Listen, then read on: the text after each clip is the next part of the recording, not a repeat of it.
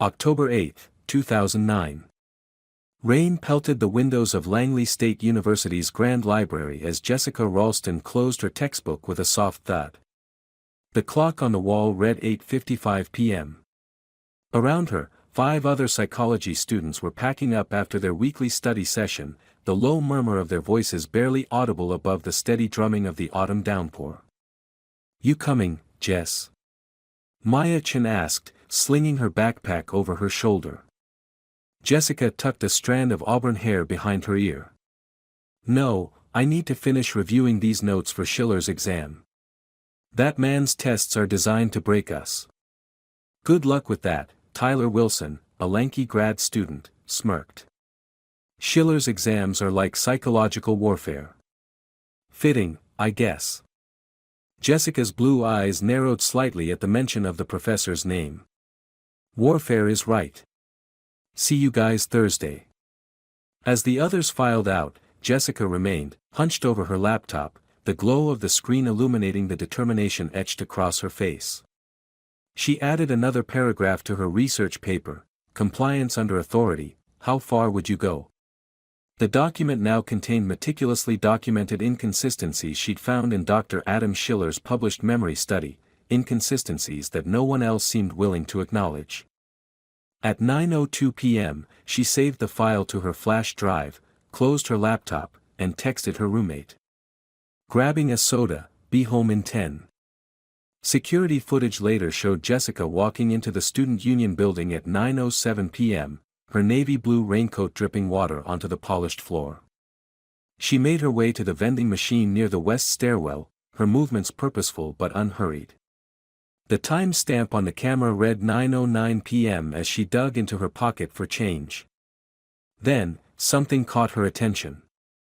She turned her head sharply toward the stairwell door, her body language suddenly alert. Her lips moved, as if speaking to someone off-camera. She abandoned her backpack on a nearby table and walked toward the door. At 9:13 p.m., her phone went dark. And Jessica Ralston vanished.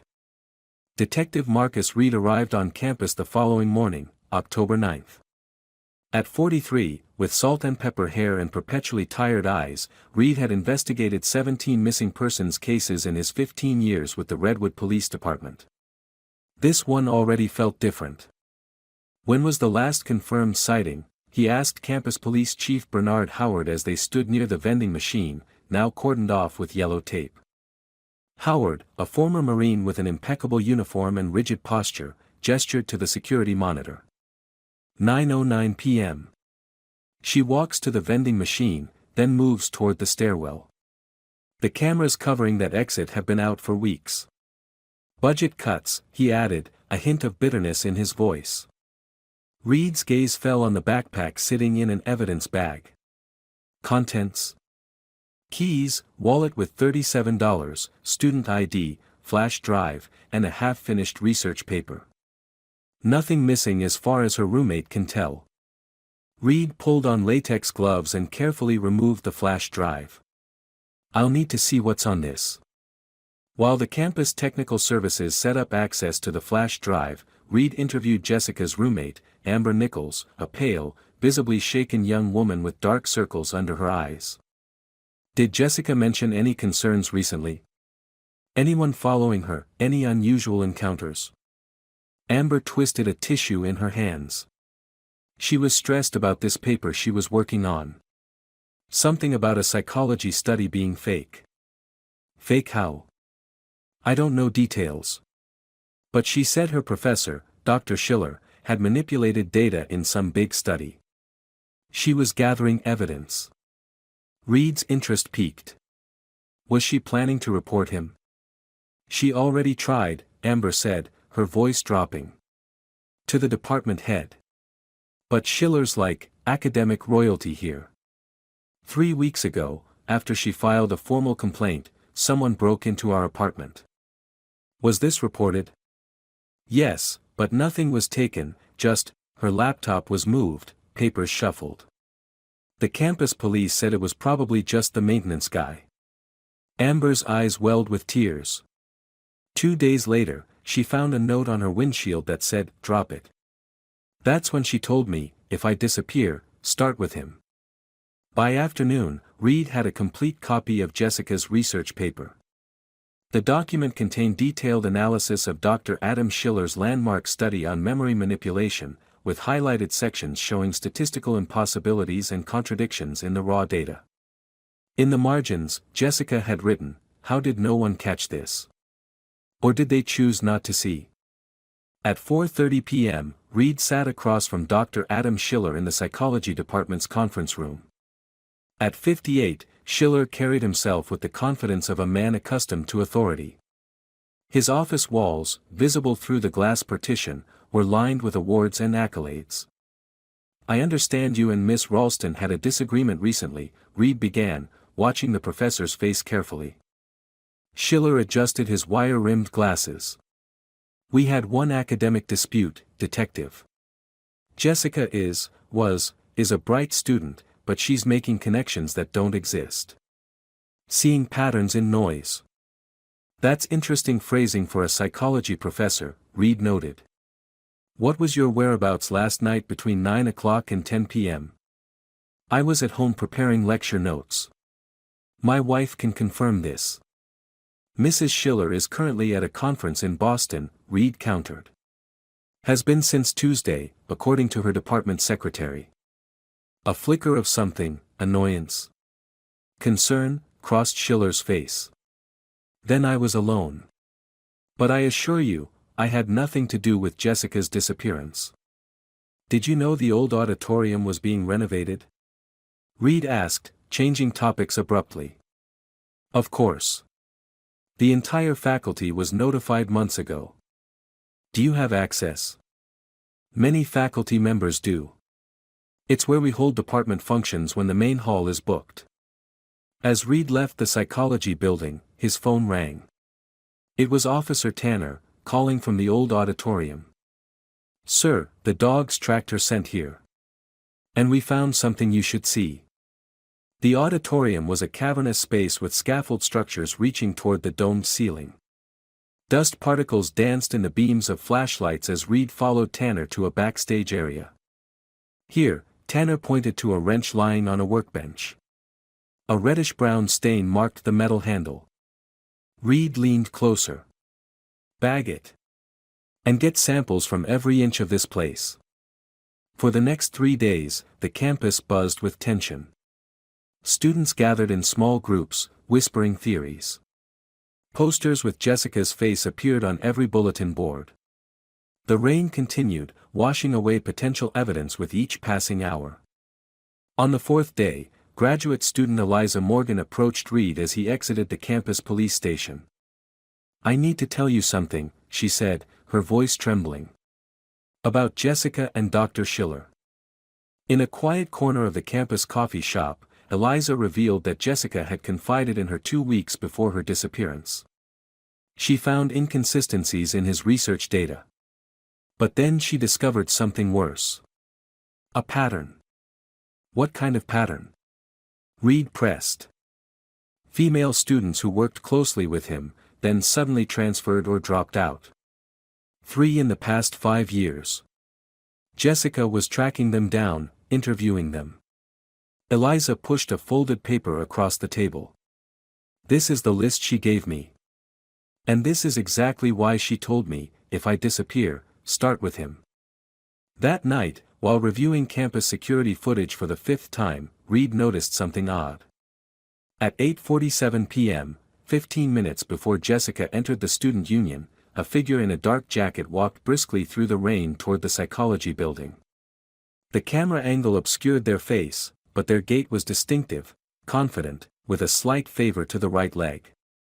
The same walk he'd observed in Dr. Adam Schiller. 2 weeks into the investigation, a breakthrough, Jessica's student ID badge was found wedged behind the vending machine. Not dropped, placed. The position made it impossible to have fallen there accidentally. 3 days later, a maintenance worker discovered her phone in a janitor's mop sink in the basement of the science building. It had been factory reset. When Reed questioned why the sink hadn't been used in weeks, the worker shrugged. "That whole section is scheduled for renovation." Nobody goes down there except faculty who need access to the old storage rooms. As public pressure mounted, the university president issued a statement urging everyone to avoid conspiracy and respect the investigation. This only fueled student protests, with signs reading, "Where is Jessica?" and "Who is covering up?" Jessica's parents, Michael and Catherine Ralston, appeared at a press conference, their faces haggard with grief and sleepless nights. "Someone knows something," Michael stated, his voice cracking. "Our daughter was investigating academic misconduct. Now she's gone. These cannot be unrelated events." They hired James Mercer, a private investigator with a reputation for tenacity. Mercer's investigation revealed that the university had quietly settled 2 previous complaints involving Dr. Schiller, both female students, both withdrawn mid-semester. The settlements included non-disclosure agreements, Mercer told Reed. "But I found one of the students working at a bookstore in Cleveland. She wouldn't violate the NDA, but when I mentioned Schiller's name, she had a panic attack so severe they called an ambulance." Despite mounting circumstantial evidence, no charges were filed. No arrests were made. The case remained open but increasingly cold as months turned into years. In 2016, 7 years after Jessica's disappearance, renovations began on the campus boiler room, a massive undertaking to replace the aging heating system. On October 3, workers discovered a hidden crawlspace behind a false wall. Inside, a faded navy blue hoodie believed to belong to Jessica, along with duct tape, zip ties, and a small name tag from a faculty event, Dr. Adam Schiller. Detective Reed, now a lieutenant, rushed to the scene. The crawlspace was barely 4 feet high, requiring him to crouch as he examined the disturbing tableau with a flashlight. The concrete floor had been scrubbed clean, too clean compared to the surrounding areas. "Get forensics here now," he ordered, his voice echoing in the confined space. But by then, Dr. Adam Schiller had retired with full honors and relocated to Austria. Extradition was deemed not feasible, given the circumstantial nature of the evidence.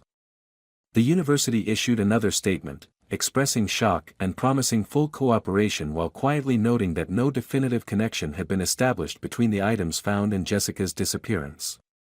Today, Jessica's case remains technically open but classified as low priority. Each October 8, students gather for a candlelight vigil across from the vending machine where she was last seen. The machine has since been replaced with a newer model.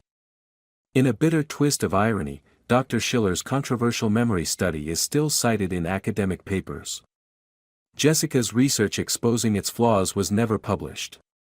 Her flash drive, containing her final paper, remains in an evidence locker at the Redwood Police Department. Detective Reed, now retired, still visits the campus every October 8. He stands at the back of the vigil crowd, watching the flames flicker against the night. Sometimes he thinks he sees movement in the shadows of the west stairwell, a trick of the light, perhaps, or maybe something more. The new vending machine hums quietly in the background, dispensing sodas to students who were children when Jessica vanished. Few of them know the details of her case anymore. Fewer still know about the crawlspace, the name tag, the wrench with the stain that never yielded a DNA match. But they all know her name. They all know that she walked into that building on a rainy night and never walked out. And somewhere, perhaps, Dr. Adam Schiller sits in a comfortable Austrian chalet, looking out at the Alps, secure in the knowledge that academic prestige and institutional silence have shielded him from consequences. Unless, of course, there's something everyone missed. A final piece of Jessica's investigation that she managed to hide before she disappeared. A piece that might still be waiting to be found, like the name tag in the crawlspace or the phone in the sink. A piece that might finally break the silence that has protected the guilty for all these years. Because while the vending machine has been replaced, and the students have changed, and even the investigators have moved on, one thing remains constant. The truth. It waits, patient and unaltered, beneath layers of institutional denials and the passage of time. It waits for someone brave enough, or perhaps obsessed enough, to uncover it. Just as Jessica once was. The rain still falls on Langley State University every October. The west stairwell still stands, silent and watchful. And somewhere, in a place not yet discovered, the final answers to Jessica Ralston's disappearance may still exist, waiting for the right person to ask the right questions. To wonder why a wrench with a suspicious stain never yielded DNA despite advanced testing. To question how a faculty name tag ended up in a hidden crawlspace that didn't appear on any building plans. To ask why 3 female students before Jessica received settlements and signed NDAs. To notice the slight limp in Dr. Schiller's walk, matching the figure in the rain-blurred security footage. The silence underneath the vending machine has never been broken. But silence, like all things, has its limit.